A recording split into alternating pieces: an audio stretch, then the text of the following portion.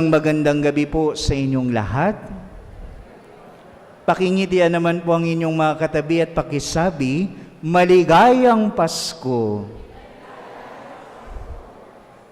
Pwede na po kayong mamasko sa katabi nyo, no?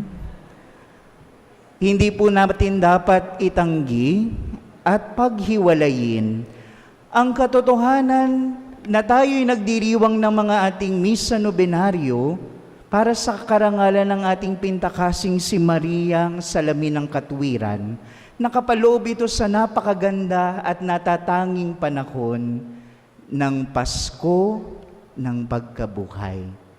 O mas kilala natin sa tinatawag na Easter. Kaya nga po, inanyayahan ko kayong batiin ang bawat isa ng maligayang Pasko sapagkat ito ang katotohanan sa buhay nating mga Katoliko. May Pasko kapag ipinagdiriwang ang kapanganakan ng Diyos, ngunit Pasko ring maituturing kapag ating ipinagdiriwang ang karangalan ng muling pagkabuhay ni Jesus. At ang salitang Pasko ay nagpapaalala sa atin, hindi lamang po ng simple nating muling pagkabuhay. Ang ipinapaalala dito, pag sinabing Pasko o Pesak o Passover, laging ipinapaalala may pagtawid, no? May pagtawid. Ulitin nga po na natin, pagtawid. Isa pa, pagtawid, no? Yan, baka may tumatawid po dyan. May tumatawid po.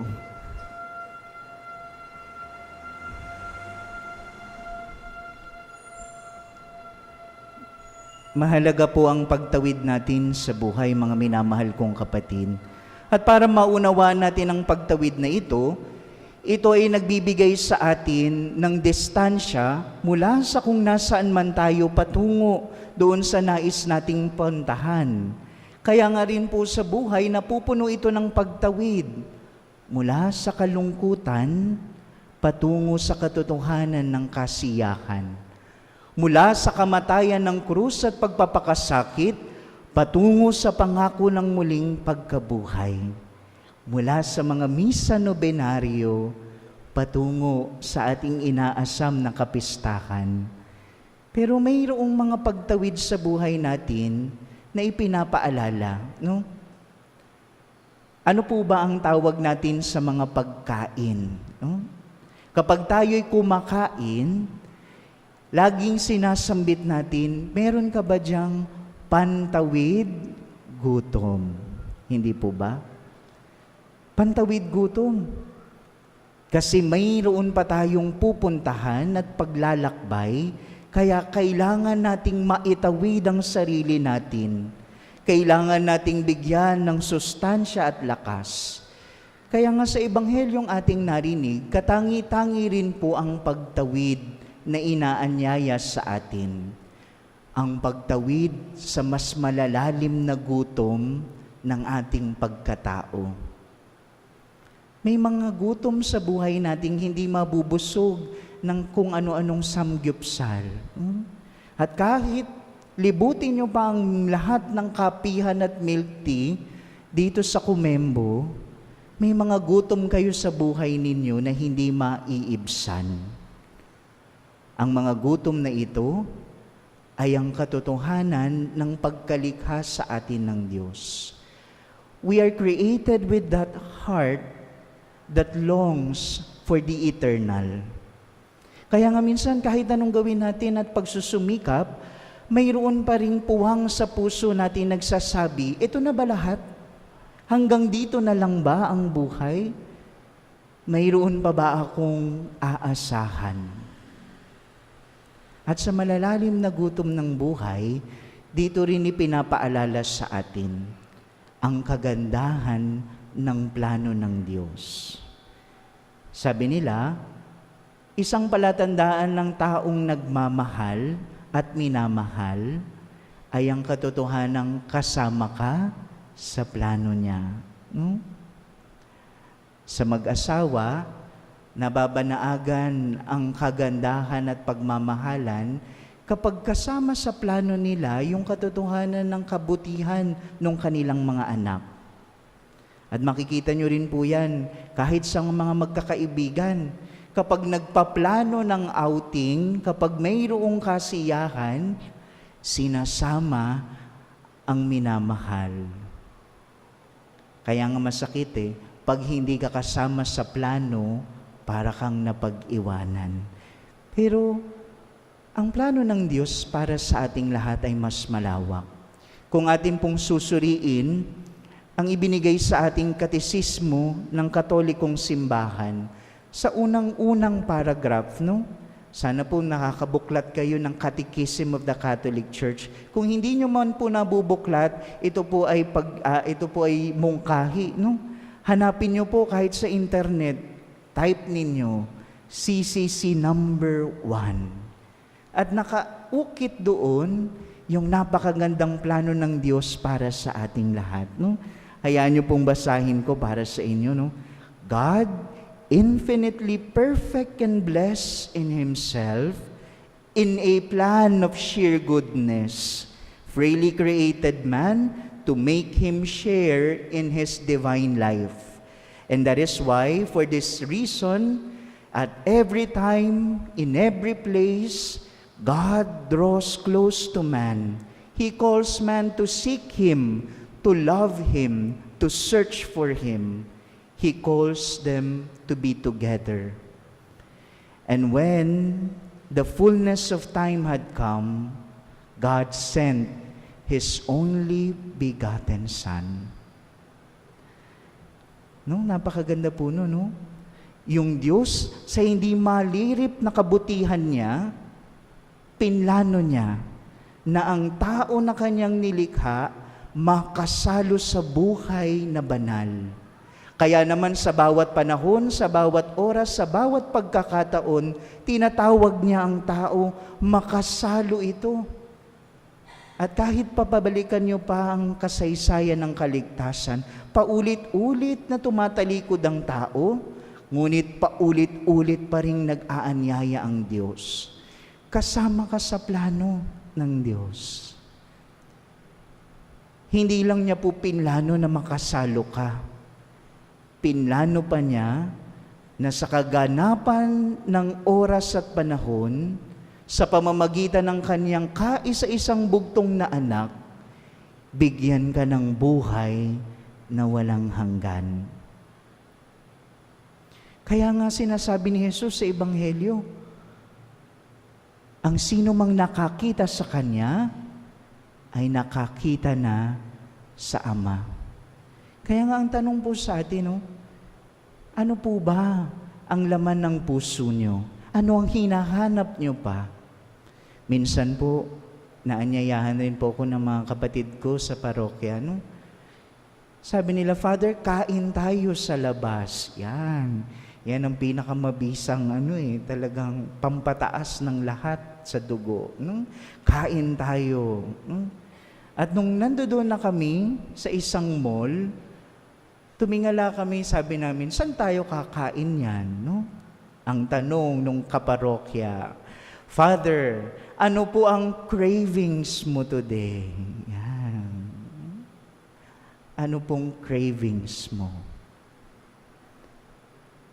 But then again, kung susuriin natin, anong hinahangad kaya ng puso mo pa sa pinakakaibuturan yan? Ano pa ba ang hindi mo hinahangad at nakukuha, kaya sa pagkakataong ito, balisang-balisa ka pa rin? Pero, sinabi ni Jesus, ang sino mang humahanap, makasusumbong. Ang sino mang kumakatok, pagbubuksan. Kaya nga po para sa ating lahat, hindi ito walang lamang pangako. Hindi lang sinabi ng Diyos na hanapin niyo ako. Ngunit ang paanyaya para sa ating lahat, makisalo tayo, makibahagi tayo. Sa unang pagbasa ng ating narinig, maganda po yung story ang ibinahagi ng karanasan ni Apostol Felipe at nung isang eunuko. Tandaan po ninyo, ang isang eunuch, sila po yung isang tao, isang lalaki, na dahil inilalaan ang kanyang buhay para sa isang tungkulin, no, tinatanggal niya yung kanyang, alam niyo na po yun, no? He castrates himself just to be available for his task, no? Kaya nga, ang isang eunuch, kapag may katungkulan sa isang emperador o sa isang hari, mayaman, may katungkulan, may kapangyarihan. Pero sinabi sa unang pagbasa, mayroon pa ring puwang at kulang siyang nararamdaman. May hinahanap pa rin siya. Pero sana narinig ninyo, sa unang bahagi, sinambit doon, sa pag-udyok ng Espiritu, napunta si Felipe sa karwahe ng eunuko. Ipinaliwanag ang salita ng Diyos, at habang pinapaliwanag niya ito, nagkaroon ng pagbabago sa puso ng eunuko. Tandaan ninyo, ang eunuko hindi siya Hebreo, hindi siya Hudyo. Isa siyang paganong maituturing. Pero hinahanap niya sa pinakapuso niya yung mas malalim na kahulugan ng buhay. At ipinaliwanag sa kanya at natagpuan sa proseso ang Diyos na hinahanap din siya. Kaya nga sabi, may tubig dyan. Ano pa bang pumipigil sa atin para ako ay mabautismuhan? Ngayon na mismo, binyagan mo na ako. Pero alam po ninyo, sa napakagandang pagkakataon, pagkatapos mabinyagan nung eunuko, sinabi roon, the Spirit snatched away Philip. Kasi tapos na yung misyon niya. Ngunit masayang nagpatuloy sa paglalakbay yung eunukong naging Kristiyano. Ano pong sinasabi sa atin dito? Ang kaligtasan, ang kabutihan, at ang lahat ng pagpapala, maaaring mayroon tayong parte o bahagi. Ngunit ang lahat ng ating pinagsusumikapan sa ganang kabutihan, nagsisimula at magtatapos pa rin sa Diyos na dakila. Kaya nga po, kung mayroon man tayong hinahanap, ano-ano daw po yung matitinding uhaw at gutom ng buhay natin? Saan po ba natin ito hinahagilap? Sa pagninilay natin sa gabing ito, tatanungin ninyo, Father, nasan si Maria? Nasaan ang pintakasin natin? Kung atin pong babalikan ng storya sa Ebanghelyo, maraming tagpo roon, kapag nawawala ang mga alagad, kapag hindi nila alam kung paano nila susolusyonan, naroroon parating lumalabas at sumasaglit ang minamahal na ina. Sa kasalan sa Kana, kung inyo pong matatandaan, naubusan ng alak ang mag-asawa. Kaya nga sabi ng mga naglilingkod, they ran out of wine. What shall we do? They approach Mary. At anong sabi ni Maria? Naroon ang aking anak. Do whatever He tells you. Kaya nga sa tuwing nananalangin tayo, ipinapaalala sa atin, hindi natin sinasamba si Maria. Kahit sa ating panalangin, Aba, Ginoong Maria, napupuno ka ng grasya, ituloy po ninyo, ang Panginoong Diyos ay sumasa inyo. Hail Mary, full of grace, the Lord is with you. Why is Mary full of grace? It is not because she is the most beautiful of all women. It is not because in herself she is brilliant. It is not because siya ang pinakamabait at bukod na pinagpala sa sariling lakas. Hindi. Sinabi doon, Hail Mary, full of grace, the Lord is with you. Dahil sumasa kanya ang Diyos, kaya siya napupuno ng grasya. Kaya hindi po natin mapaghihiwalay ang pagmamahal mo kay Jesus sa pagmamahal natin sa minamahal nating si Maria. Because Mary Even before she conceived Jesus in her womb, Mary already conceived Jesus in her heart. No? Kaya ito rin ang dahilan kung bakit habang lalo tayong lumalapit kay Maria, lalo tayong napapalapit kay Jesus. Mga minamahal kong kapatid, ito ang habilin ni Maria.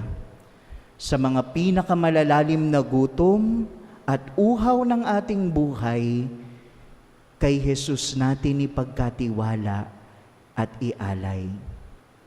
Kaya ang tanong, ano ang cravings mo ngayon? O mas magandang ibaling, sino ba ang hinahangad mo pa?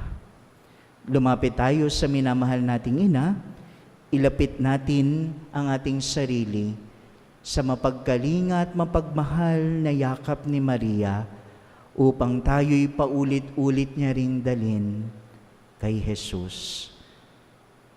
Sandali po tayong manahimik, tangan-tangan ang lahat ng ating samot dalangin, lumapit tayo kay Maria na ilalapit tayo parati kay Jesus. Amen?